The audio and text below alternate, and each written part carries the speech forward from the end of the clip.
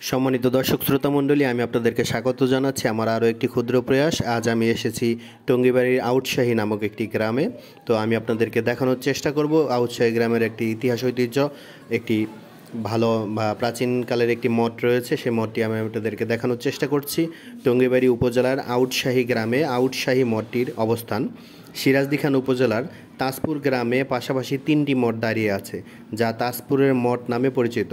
মোটামুটি মুন্সিগঞ্জ জেলার প্রায় প্রত্যেকটি থানাতে এরকম মঠ রয়েছে, যেটা ব্রিটিশ আমলের পূর্ববর্তী সময়ে নির্মিত বলে ধারণা করা হয়। বিভিন্ন জমিদারগণ তাদের মা বা বাবার কবর বা শ্মশান বা সমাধির উপরে তারা বিভিন্ন রকমভাবে মঠ তৈরি করতো।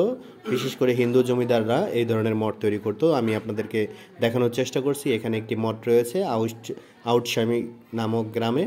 এই আউটশাহীর এই গ্রামটিতে মানুষকে জিজ্ঞেস করলাম, বিভিন্ন লোককে, কেউ এর ইতিহাস সম্পর্কে সঠিক তথ্য দিতে পারেনি।